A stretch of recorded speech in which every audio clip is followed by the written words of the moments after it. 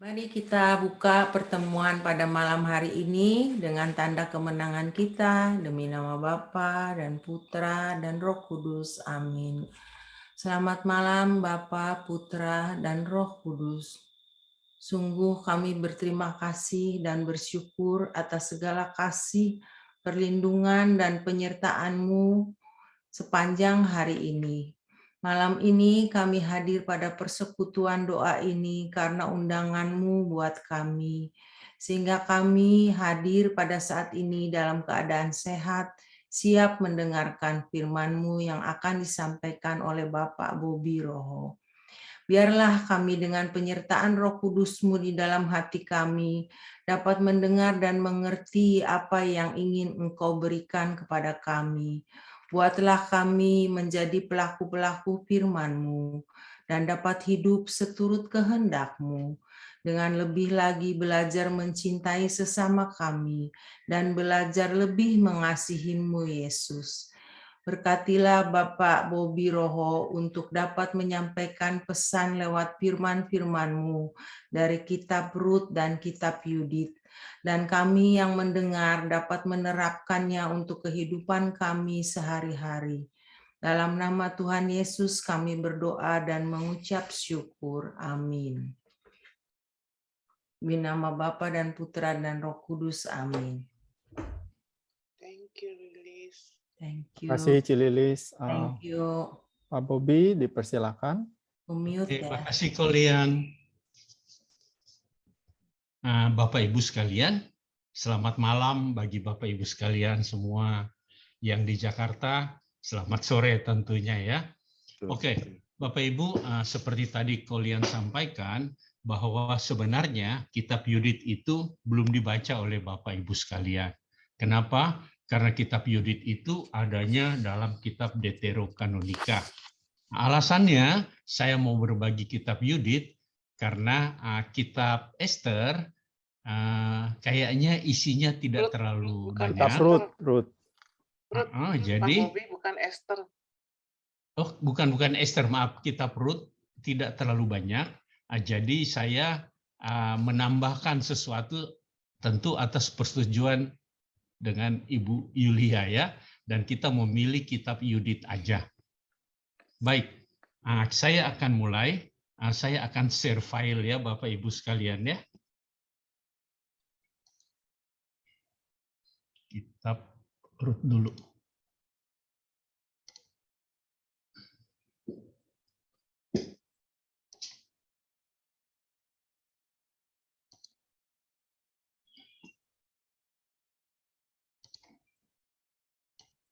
Udah keluar kalian? Ya. Sudah Pak Bobi. Sudah ya? Oke. Kitab Rut. Baik Bapak Ibu, saya akan mulai ya. Kalau kita melihat kitab Rut, sebenarnya penulisnya tidak diketahui dengan pasti siapakah penulisnya. Isinya atau tema yang ada adalah kasih di dalam keluarga. Di situ kita akan melihat bagaimana kasihnya atau ketaatan seorang menantu terhadap mertuanya. Diperkirakan ditulis pada abad ke-10 sebelum Masehi. Dan penulisnya mungkin bagi di dalam orang-orang Yahudi dikatakan mungkin ditulis oleh Samuel. Latar belakang kitab ini. Secara historis, kitab ini menguraikan suatu peristiwa dalam kehidupan suatu keluarga Israel pada zaman para hakim. Jadi kalau kita membaca kitab Rut bab 1, di situ dikatakan pada waktu zaman para hakim. Nah, diperkirakan terjadi adalah pada tahun 1375 sampai dengan 1050 sebelum Masehi. Secara geografis, tadi kan secara historis, sekarang secara letak atau geografis, latar belakang kalau kita membaca 18 ayat pertama, itu ada di tanah Moab, yaitu di sebelah timur Laut Mati. Sisa kitab ini terjadi di dekat atau di Bethlehem, yaitu di Yehuda. yaitu sesudah bab 18 sampai dengan sesudah ayat 18 sampai dengan bab keempat, kita akan membaca cerita tentang kejadian di Bethlehem. Adapun secara liturgis, kitab ini menjadi salah satu dari 5 gulungan dari bagian kitab Alkitab Ibrani yang disebut Hagiographa atau tulisan-tulisan kudus. Nah, kenapa ya jadi tulisan kudus? Kita juga kalau melihat hal Islam disebut kita tulisan kudus karena rupa-rupanya nanti Rut ini akan menjadi buyut dari seorang raja yang terkenal, yaitu Raja Daud. Saya yakin Bapak Ibu sudah membacanya. Tulisan ini dibacakan biasanya di depan umum pada salah satu hari raya Yahudi tahunan. Karena drama inti dalam kitab ini terjadi pada waktu panenan. Kitab ini biasanya dibacakan pada hari raya panen. Ya Bapak Ibu ya. Kenapa? Karena lebih inti dalam cerita ini bagaimana Rut bertemu dengan Boas itu pada waktu panenan jelai. Karena kitab ini hanya menunut keturunan Rut sampai dengan Raja Daud, kalau kita melihat pada akhir kitab, bab 4, 21 sampai 22, mungkin sekali kitab ini ditulis pada zaman pemerintahan Raja Daud. Penulis ini tidak pernah disebutkan di dalam Alkitab. Ya, tetapi menurut tradisi Yahudi, misalnya kitab Talmud menyebutkan penulisnya adalah Samuel. Ya, Samuel adalah seorang hakim terakhir atau seorang nabi. Rut ditulis, kitab ini punya tujuan. Tujuannya apa? Kitab ini ditulis untuk menguraikan bagaimana kisah kasih yang di mana ada pengorbanan ya, yang berkorban dan melaksanakan hukum Allah yang benar. Di mana seorang wanita Moab yang saleh menjadi buyut dari Raja Israel, yaitu Raja Daud. Kitab ini juga ditulis untuk melestarikan sebuah kisah indah dari zaman hakim-hakim mengenai sebuah keluarga saleh yang kesetiaannya di dalam satu penderitaan. Ya. Kisah kasih ini dibuka dengan cerita. Ceritanya tentu kita sudah membaca, tapi saya akan mengulang kembali.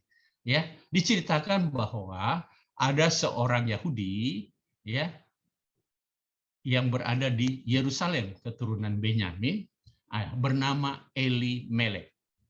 Elimelek punya istri namanya Naomi. Mereka punya anak 2. Ya, namanya Mahlon dan Kilion. Suatu waktu terjadi kelaparan di daerah Yehuda. Makanya Elimelek mengungsi, dia pergi ke daerah Moab. Di sana dia mengalami pesengsaraan di mana dia meninggal. Nah, kedua putranya juga itu meninggal setelah menikah dengan perempuan Moab. Yang satu bernama Rut, yang satu bernama Orpa. Nah, lalu ketika kedua putra ini meninggal, berarti yang tertinggal ketiganya adalah janda, yaitu Naomi, Orpa, dan Rut. Kemudian kisah ini dilanjutkan dengan 4 periode utama. Kalau kita memperhatikan dan kita membagi kitab ini, kita akan menemukan ada 4 periode utama yang ada di dalam kitab Rut. Pertama, Naomi adalah janda yang menantunya yang saleh, yaitu Rut. Mereka kembali ke Bethlehem. Nah, diceritakan, mungkin Bapak Ibu ingat ceritanya, bahwa setelah anaknya meninggal, Naomi berniat untuk kembali ke Bethlehem. Di tengah jalan, dia menawarkan kepada kedua menantunya untuk kembali kepada orang tua masing-masing. Nah, lalu seorang dari dari menantunya bernama Orpa mengucapkan terima kasih, lalu kembali kepada orang tuanya. Tetapi yang situ ada Ruth. Dan Ruth ikut tetap bersama dengan Naomi. Nanti kita akan melihat apa yang dikatakan oleh Ruth di dalam cerita tersebut. Ya, dalam pemberian Allah, Ruth menjumpai Boas, seorang sanak saudara Elimelek yang kaya raya. Bapak Ibu ingat bahwa di Israel pada zaman tersebut, kalau seorang janda, dia tidak punya apa-apa. Tentu hidup mereka akan sangat miskin, sangat menderita, dan sangat sengsara. Karena tidak ada pekerjaan, jadi kerjanya adalah hanya menjadi pemungut jelai. Nah, pemungut jelai adalah kenapa? Alasan dari orang-orang Yahudi untuk membiarkan orang memungut jelai karena ada hukum. Jika mereka mempunyai satu hasil, 10% disisakan untuk orang-orang miskin. Begitu juga jika mereka panen, yang jatuh itu tidak boleh mereka pungut juga, karena itu untuk orang-orang miskin. Nah, itu yang terjadi. Ruth pergi ke satu tempat panenan, dan dia kerjanya yaitu memungut sisa-sisa panenan dari penyabit. Rupa-rupanya tempat dia memungut hasil tersebut itu berada di keluarga Elimelek yang kaya, namanya Boas. Boas melihat Ruth, dan rupa-rupanya dia terkesan karena dia melihat ini orang sangat rajin, bekerja tidak pernah berhenti. Dan dia akhirnya memanggil Ruth, lalu memberi makan Ruth, dan mengatakan kepada pelayan-pelayannya bahwa biarkan Ruth untuk memungut sisa-sisa yang ada di dalam panenan. Bahkan dianjurkan diambil lagi sedikit untuk dibuang, untuk dipungut oleh Ruth. Ketika pulang, Ruth bercerita kepada Naomi. Lalu Naomi menganjurkan sesuatu kepada Ruth, yaitu agar supaya Boas membeli mereka dan Ruth menjadi istri dari Boas. Karena sesuai aturan dari orang-orang Yahudi pada waktu itu, jika ada seseorang yang menjadi janda, ada keluarga atau keluarga dekat berhak untuk menebusnya.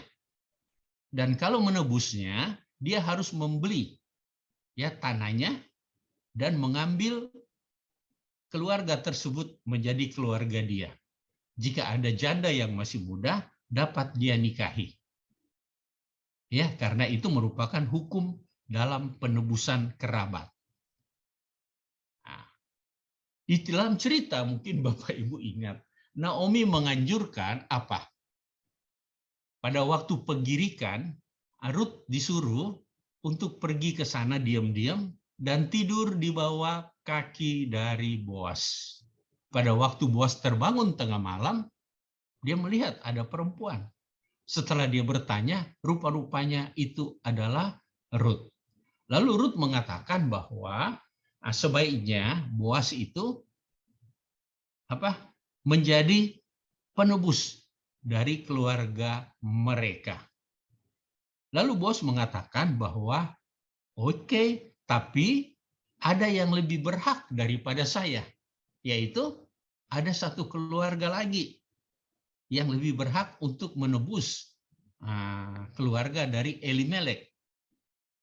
Keesokan paginya, Boas pergi ke pintu kota atau gerbang kota. Karena kebiasaan dari orang-orang Yahudi, jika sesuatu mereka mengambil satu keputusan, Mereka berkumpul di pintu kota atau di gerbang kota.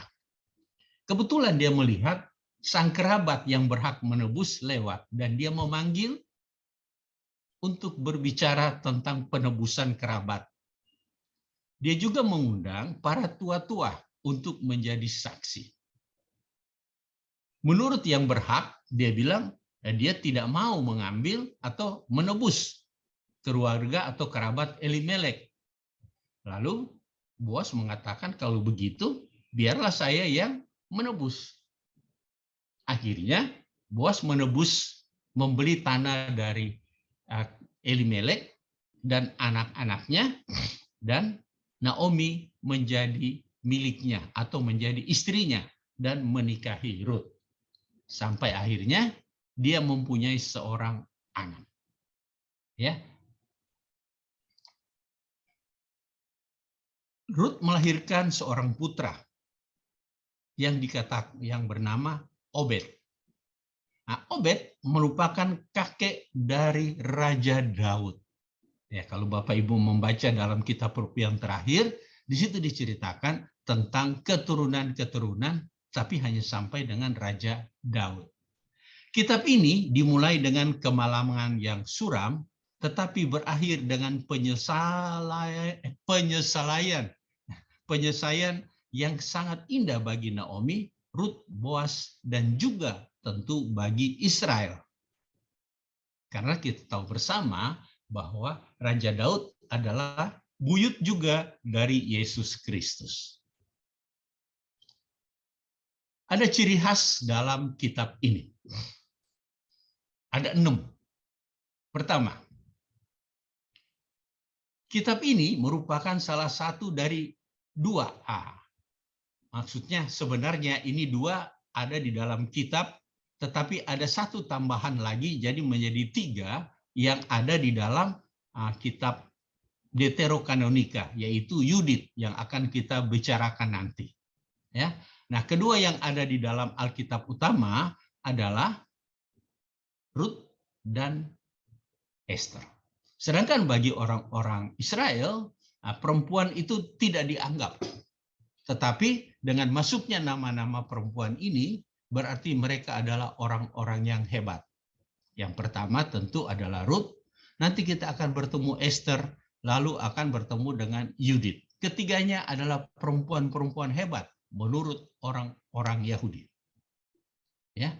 Dalam cerita ini, kitab ini ditulis dengan latar belakang kegelapan, kesengsaraan, dari ketidaksetiaan dan kemurtatan orang Israel sepanjang masa para hakim. Akhirnya mereka menderita kelaparan. Sambil menguraikan duka cita, sukacita, dan kesusahan sebuah keluarga yang saleh di Bethlehem selama masa yang kacau balau itu. Ketiga, kitab ini menunjukkan bahwa rencana penebusan Allah sudah mencakup orang bukan Israel pada masa perjanjian lama. Ditempatkan dalam persemakmuran Israel setelah bertobat dan beriman kepada Tuhan. Bapak Ibu tahu bersama bahwa menurut hukum Musa, bahwa orang Israel hanya orang Israel yang yang menjadi umat pilihan Allah. Makanya sampai pada zaman Yesus, umat Israel hanya menerima umat Israel aja. Dan ketika Rasul Paulus mau berbagi ajaran Yesus kepada mereka yang bukan orang-orang Yahudi, terjadi pertengkaran. Nanti akan kita bicarakan pada kisah para rasul. Nah, tetapi dengan kejadian ini sebenarnya sudah mau menunjukkan bahwa Allah sebenarnya bukan hanya untuk orang-orang Israel, tetapi juga untuk orang Moab. Karena Rut berasal dari Moab. Intinya apa? Asalkan mereka melakukan kehendak Allah. Sebenarnya itu yang menjadi poin utama. Selain ada 1 poin lagi yang nanti Bapak Ibu akan saya ceritakan, yaitu tentang kesetiaan seorang menantu kepada mertuanya.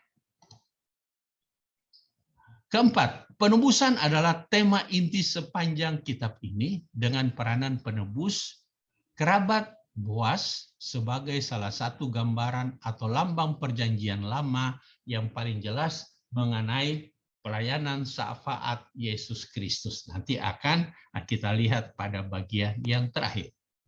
Nah, ini inti yang ada di dalam kitab Rut. Selain yang tadi saya sampaikan, yaitu bahwa Allah menerima bukan hanya bangsa Israel, tetapi juga bangsa Moab. Dalam hal ini mau menyatakan bahwa bukan hanya Israel yang disayang oleh Allah, tetapi bangsa yang lain pun disayang oleh Allah.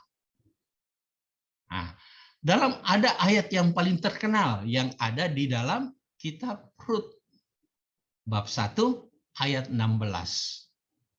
Yaitu ketika Naomi menyuruh menantunya untuk kembali kepada orang tuanya, ya, Rut berkata, "Kemana engkau pergi, ke situ jugalah aku pergi. Bangsamu adalah bangsaku, dan Allahmu adalah Allahku." Nah, Bapak Ibu, sebenarnya dari kata-kata ini kita dapat mengambil satu ajaran.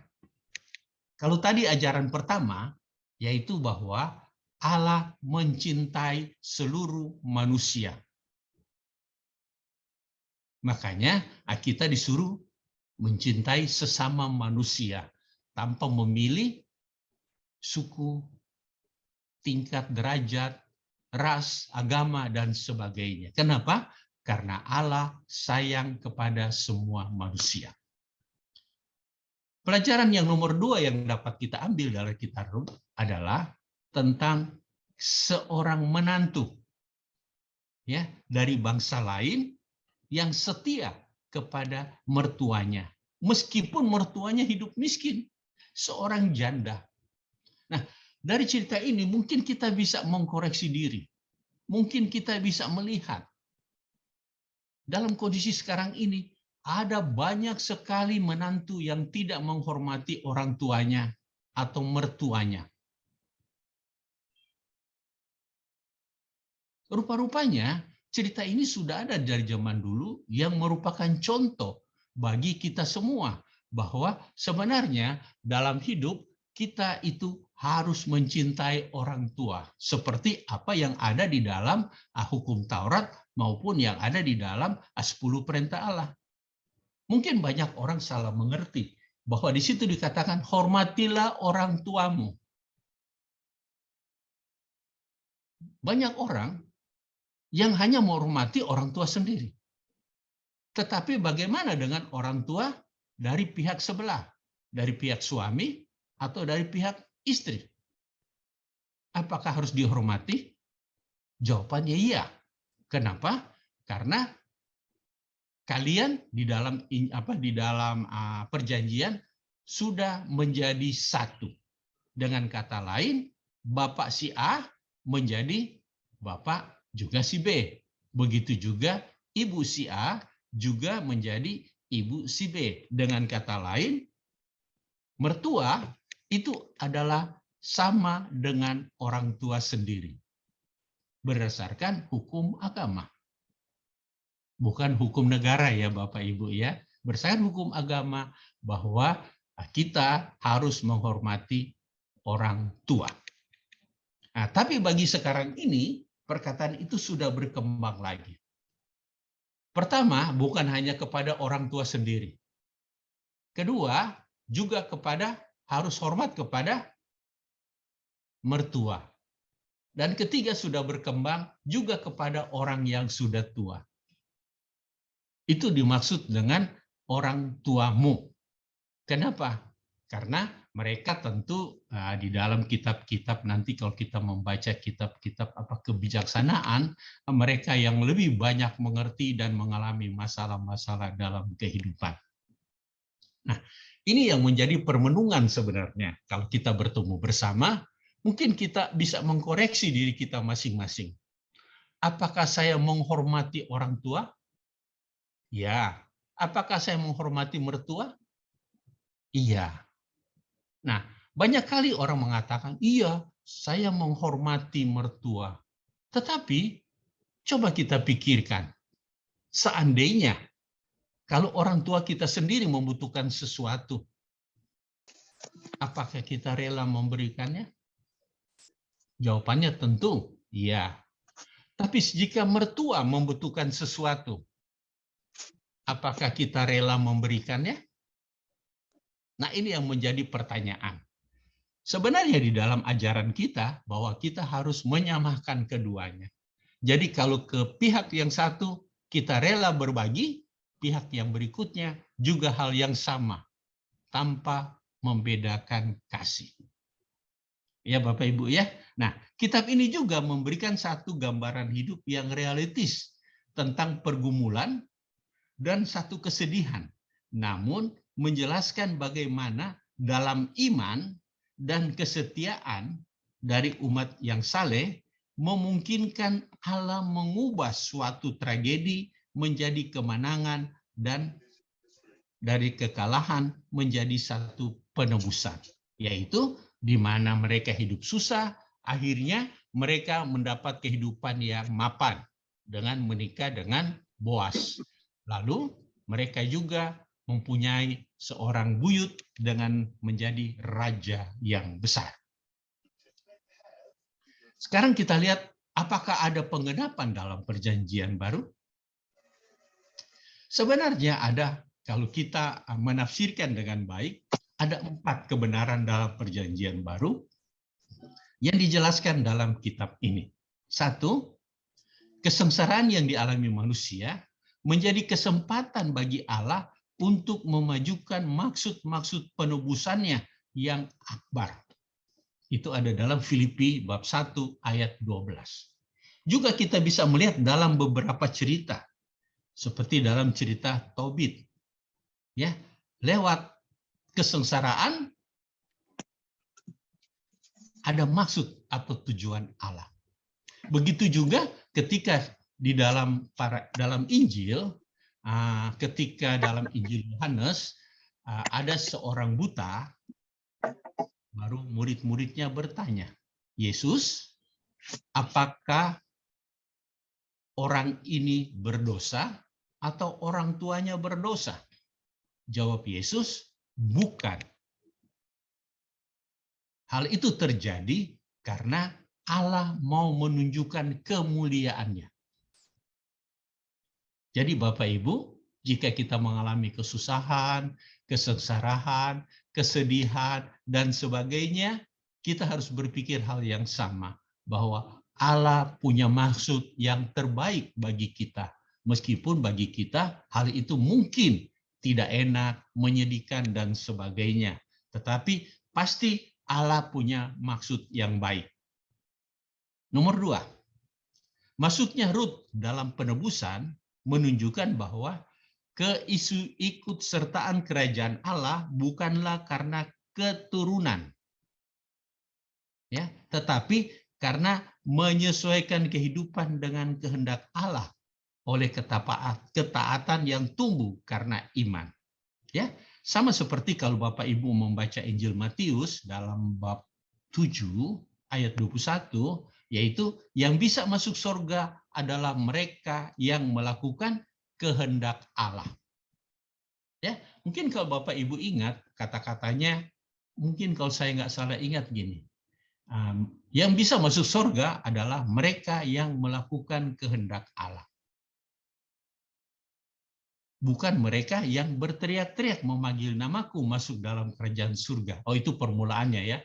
Bukan mereka yang berteriak-teriak masuk dalam kerajaan surga. Tetapi mereka yang melakukan kehendak Allah. Artinya apa Bapak Ibu? Sederhana. Bukan yang mereka selalu berteriak, oh demi Allah, ada Allah, menunjukkan sikap dalam ibadah semuanya, tetapi tidak ada perbuatan nyata. Perbuatan nyata dalam hal apa? Dalam kehidupan sehari-hari. Di dalam apa lagi? Di dalam berbagi kepada sesama. Berbagi apa? Nah, kalau kita lagi membaca Injil Matius, pada ayat 25 dikatakan, berbagi itu bukan hanya berbagi harta, tetapi juga berbagi waktu. dan materi. Ya, Bapak Ibu ingat di dalam Kisah bab 25, Yesus memberi satu perumpamaan tentang domba dan kambing. Di situ ada domba dan kambing. Baru yang sebelah kanan Yesus bilang, enyah kalian dari hadapanku. Kanan apa kiri? Saya lupa ya. Tapi yang sebelah Yesus bilang, enyah kalian dari hadapanku. Kenapa? Karena ketika saya sakit, kamu tidak melihat. Ketika saya lapar, kamu tidak memberi makan, dan sebagainya.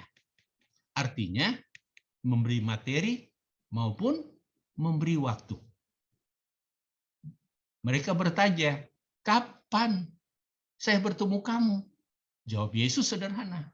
Segala perbuatan yang tidak kamu lakukan terhadap orang yang paling hina, sama seperti kamu tidak lakukan terhadap saya.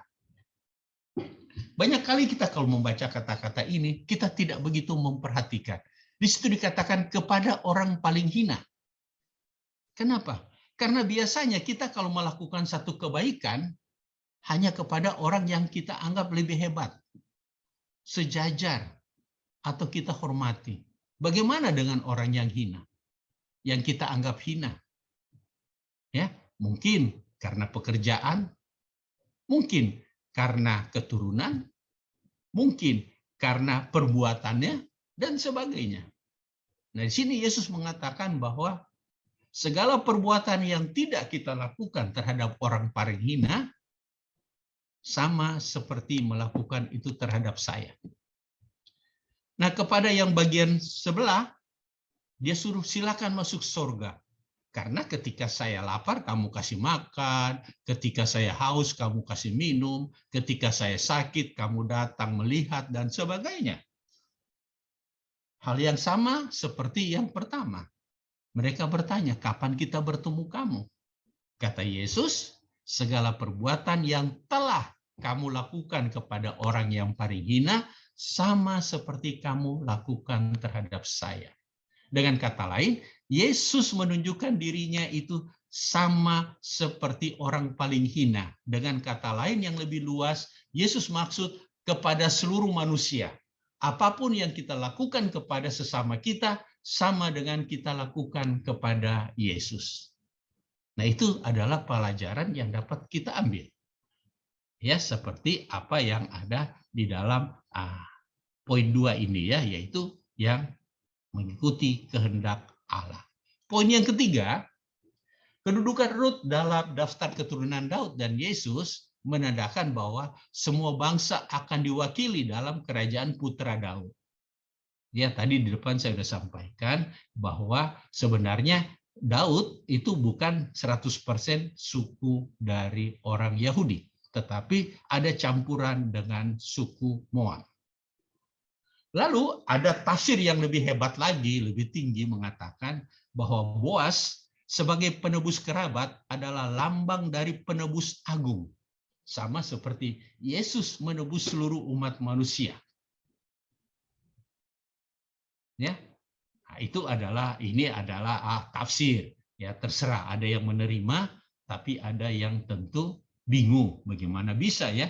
Tetapi di dalam tafsir dapat disampaikan bahwa Boas menebus sama seperti Yesus menebus manusia.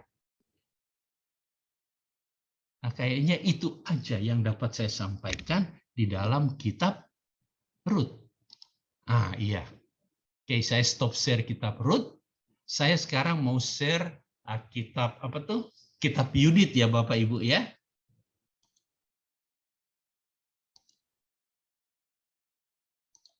Nah, kitab Yudit.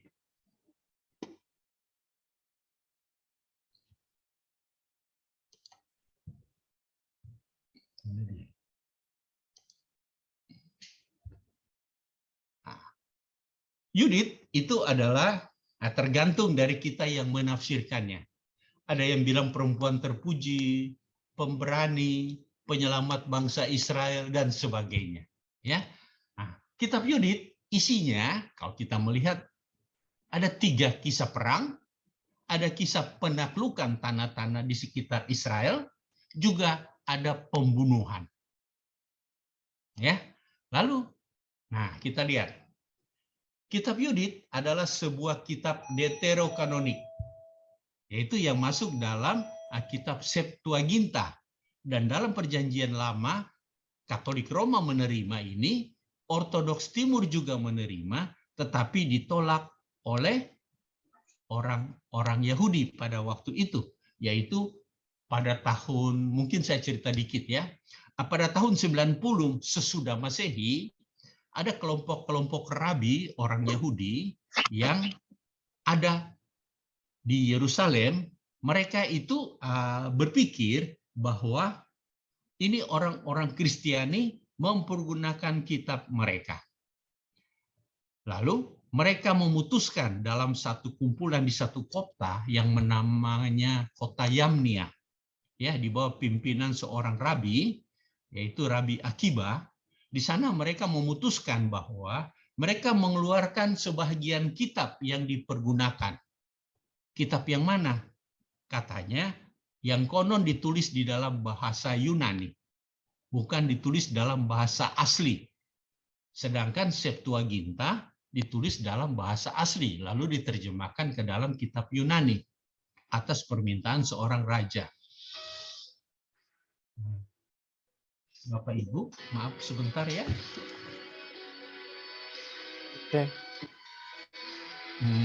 Aduh, ini ada telepon. Tunggu bentar ya.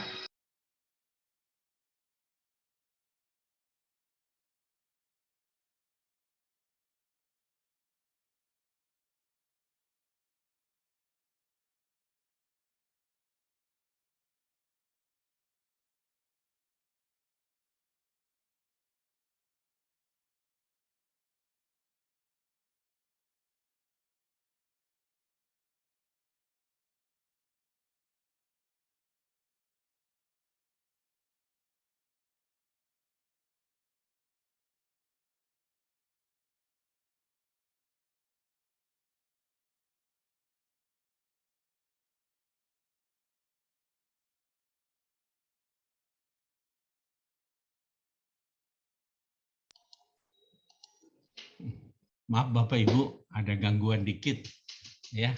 Tadi Nggak apa. ada yang bunyi bel saya. Di rumah saya ini sejak istri meninggal, jadi saya ada di atas terus. Jadi saya mesti bilang ada orang yang ngambil ya anak saya untuk melihat siapa yang bunyi bel ya. Oke, saya ulang. Kita balik dulu ya tadi ya. Mana dia? Nah, kitab ini masuk dalam kitab Deutero ya. Nah, tadi saya cerita bahwa pada tahun 90 ada rabi-rabi dari orang Yahudi, mereka memimpin ya kelompok-kelompok untuk memutuskan kitab mana yang boleh dipakai, mana yang tidak. Dan mereka memutuskan mereka tidak mau memakai kitab-kitab dalam bahasa Yunani asli. Dan konon itu adalah 7 kitab yang kita kenal nanti dengan nama Deuterokanonik atau Deuterokanonika. Jadi hasil dari itu diputuskan oleh orang-orang Yahudi. Ya. Nah, lalu ketika awal pertengahan gereja Protestan memisahkan diri dari gereja Katolik. Dan mereka kembali kepada keputusan orang-orang Yahudi. Penyebabnya kenapa? Tentu kita nggak tahu. Itu pasti ada alasan-alasan tertentu.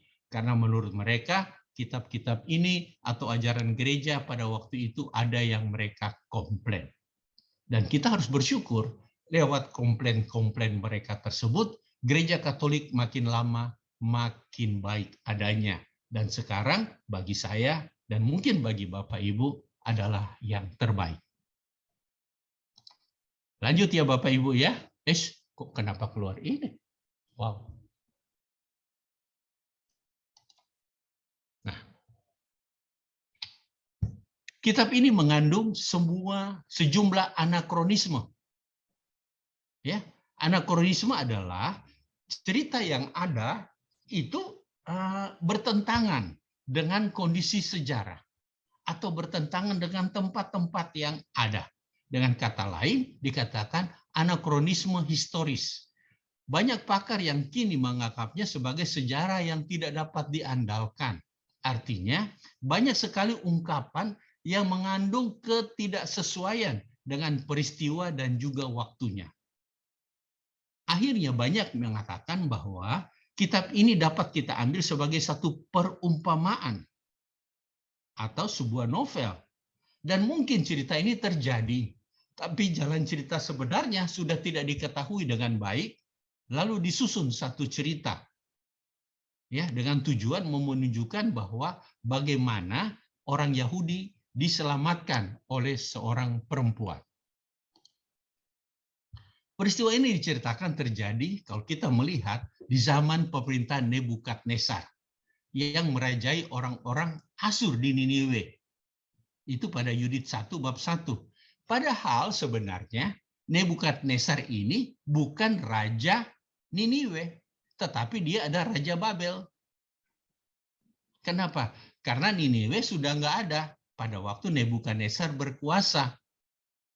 Niniwe sudah dihancurkan oleh bapaknya Nebukadnezar, yaitu Nabopolassar.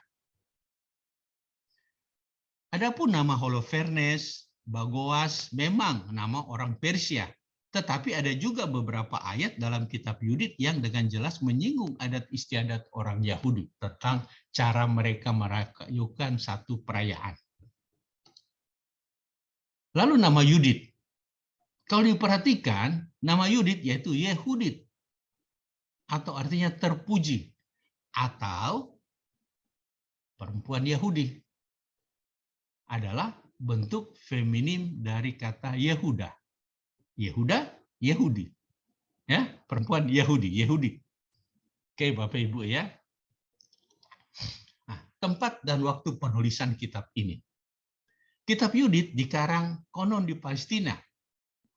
Kira-kira sekitar pertengahan abad kedua sebelum Masehi, yaitu waktu semangat-semangatnya orang Yahudi ketika ada pemberontakan para Makabe.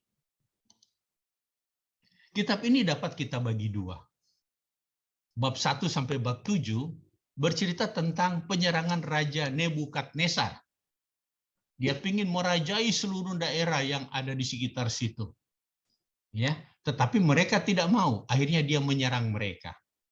Nah, pada bab 8 sampai 16 diceritakan tentang bagaimana seorang panglima dari Nebukadnezar yang bernama Holofernes itu dia mengepung satu kota yang namanya Betulia. Sedangkan di dalam peta itu Betulia tidak ada. Tidak tahu di mana tempatnya, tidak ada dalam peta perjanjian lama. Nah, kita hanya fokus pada bab 7, bab 8 ya. Sorry. Pada bab 8 sampai bab 16. Kisahnya berkisar tentang Yudit, seorang janda yang berani dan cantik yang kecewa dengan saudara sebangsanya karena tidak mau melawan penjajah asing mereka. Dalam cerita dikatakan bahwa tentara Holofernes itu mengepung kota Betulia. Dan pada waktu mereka mengepung, konon kota Betulia berada di atas bukit. Nah, mereka kalau mau ngambil air, itu di bawah bukit. Jadi, mereka mengepung sekitar bukit, di mana air itu menjadi kekuasaan dari Holofernes. Apa akibatnya? Akibatnya, orang-orang yang ada di Betulia, mereka itu kehausan. Tidak punya air lagi setelah 34 hari. Dan akhirnya mereka berpikir lebih baik mereka menyerah. Dalam satu keputusan dengan tua-tua yang dipimpin oleh seorang pemimpin, itu dia berkata bahwa Usia namanya, pemimpin itu namanya Usia, mereka akan menyerah kepada Holofernes. Nanti 5 hari mereka putuskan. Ketika hal itu didengar oleh Yudit, dia pergi, dia manggil ketua tua tersebut, dan dia bilang, kenapa kita tidak percaya kepada Allah? Selama kita tidak melakukan kesalahan, pasti Allah akan menolong dan membimbing kita. Akhirnya apa, Bapak Ibu? Mereka mengatakan kepada Yudit, oke, kita tunggu. Apa yang akan kamu lakukan? Yudit bilang, nanti sebentar malam pintu kota dibuka karena dia akan pergi ke tempat Holofernes. Ya, lalu dia berdoa dan semuanya, dia berdandan dan sebagainya ya. Sebenarnya dia itu adalah seorang janda ya dari seorang yang bernama Manase. Tapi dia itu konon cantik. Sangat-sangat cantik ya. Lalu dia melepaskan segala tanda kabungnya dan berdandan. Setelah berdandan, dia mengajak seorang hamba perempuan untuk pergi ke kemah Holofernes. Di sana, karena dia cantik, ya, dia membawa satu cerita bahwa dia akan memberikan informasi kepada Holofernes bagaimana caranya untuk mengalahkan orang-orang yang ada di Betulia. Nah, Holofernes terkesan dan rupa-rupanya tanpa disadari Holofernes juga jatuh hati kepadanya dan berniat untuk tidur bersama Yudit. Tapi Yudit punya syarat, dia bilang dia setiap malam akan keluar berdoa kepada Allah. Dan dia meminta izin kepada Holofernes untuk memberi izin dia pergi untuk berdoa. Lalu pada hari keempat, Holofernes melakukan satu pesta untuk para hambanya. Ya, artinya orang-orang yang dekat dengan Holofernes. Ya. Lalu apa yang terjadi Bapak Ibu? Holofernes itu mabok-mabokan sampai berlebihan. Sesudah orang-orangnya melihat atau hamba-hamba Holofernes melihat hal itu terjadi, mereka meninggalkan Holofernes di dalam kemahnya bersama dengan Yudit. Sedangkan hamba perempuan Yudit tetap tunggu di depan pintu kemah. Ya. Ini dikatakan setelah mendapat kepercayaan, ia memboleh akses ke kemah pada suatu malam, sementara Holofernes sedang tertidur karena mabok. Yudit memenggal kepalanya, lalu membawanya dan memperlihatkan kepada orang-orangnya Holofernes bahwa dia sudah mati. Ya, akhirnya apa yang terjadi, Bapak Ibu? Yang terjadi prajurit dari Holofernes kucar-kacir dan mereka dikalahkan oleh bangsa Israel atau prajurit yang dari Betulia. Sekarang kita melihat pesan kitab.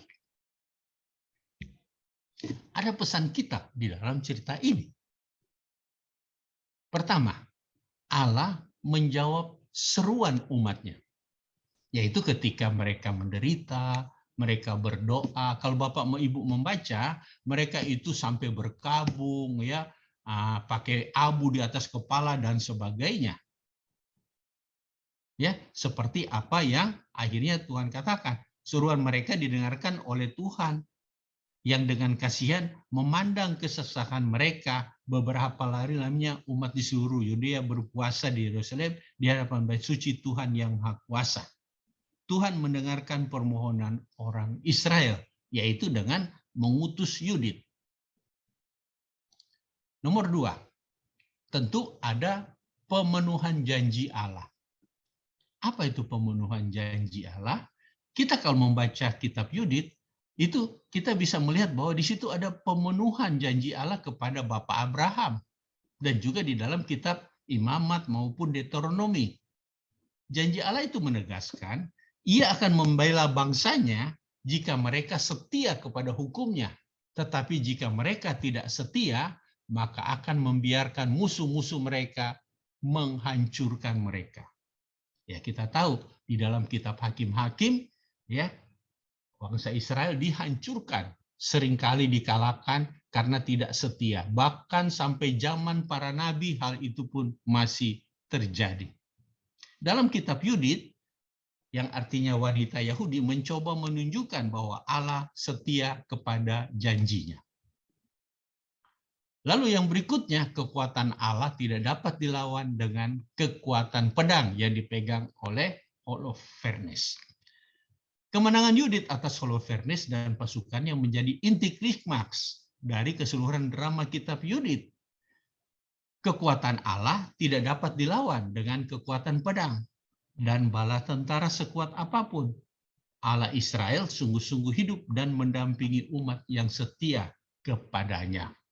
Dan saya yakin dan saya imani bahwa sampai sekarang ini Allah masih Allah yang sama. Dan saya harapkan Bapak Ibu juga mengimani hal tersebut.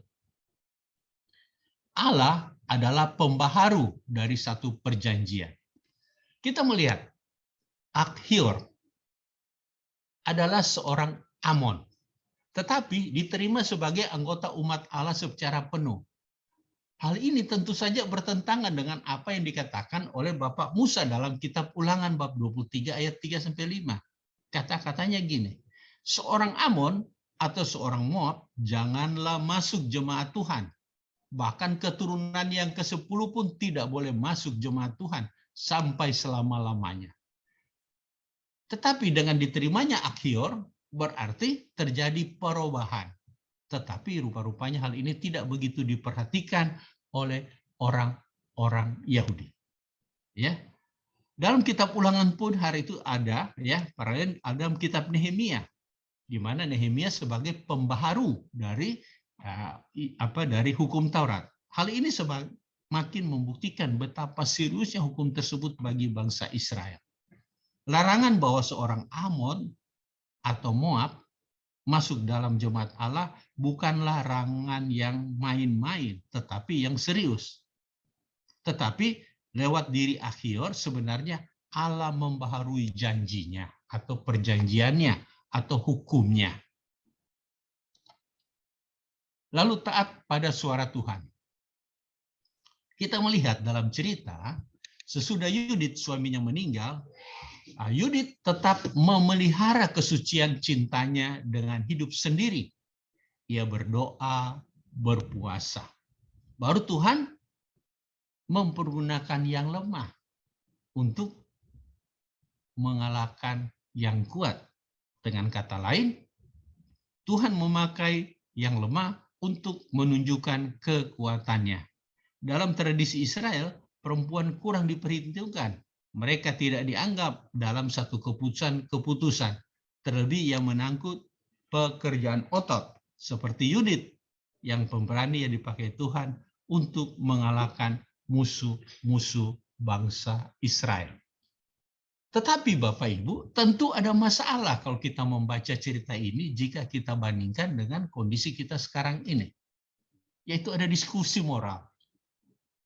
Mungkin kita bisa diskusi kalau Bapak Ibu mau. Banyak orang mengkritik masalah moral dalam kitab ini. Yaitu untuk mencapai tujuan menghalalkan segala cara.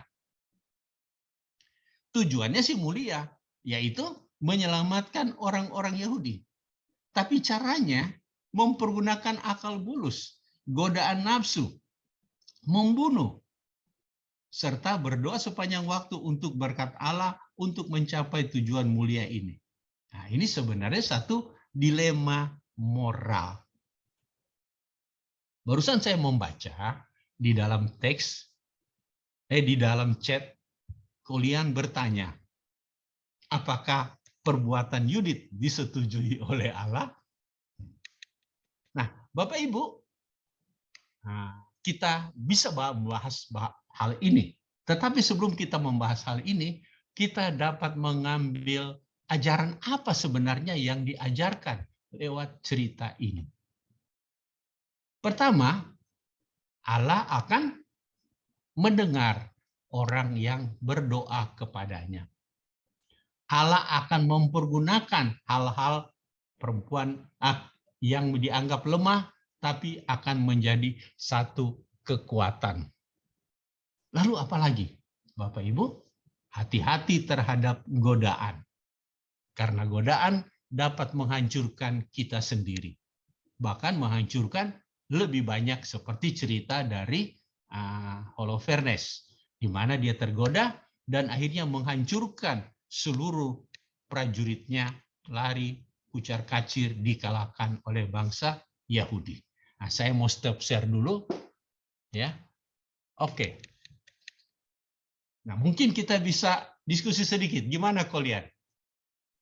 Boleh kalau Menurut misalnya kalian ada dan yang teman-teman yang lain. mau bertanya, dipersilakan. Tapi kalau enggak, mungkin begini nih ya, saya sampaikan pengumuman nanti kalau sambil menunggu teman-teman kalau misalnya ada yang belum siap. Tapi kalau udah ada yang siap, persilakan bisa unmute Oke. langsung. Kalau belum ada, saya jawablah masalah moral ini, ya, Oke. kalian ya. Boleh. Nah, masalahnya sebenarnya gini. Nah, tadi kita di depan sudah membaca bahwa kitab ini adalah apa? Anakronisme. Atau ada kemungkinan itu satu karangan yang dibuat. Meskipun ceritanya benar pernah terjadi, tetapi sudah kacau balau. Ya, lalu orang bertanya, bagaimana sang Yudit itu menggoda? Dan bagaimana kenapa dia sampai membunuh? Apakah itu disetujui oleh Tuhan? Itu kan sebenarnya masalah moral yang kita hadapi sekarang ini. Apakah untuk mendapat satu hal yang baik, kita boleh melakukan satu kejahatan? Jawabannya tentu tidak. Bagi kita sekarang jawabannya sederhana dan to the point adalah tidak. Untuk mencapai sesuatu hal yang mulia, kita pun harus melakukan sesuatu hal yang baik. Bukan dengan menipu, bukan dengan membunuh dan sebagainya.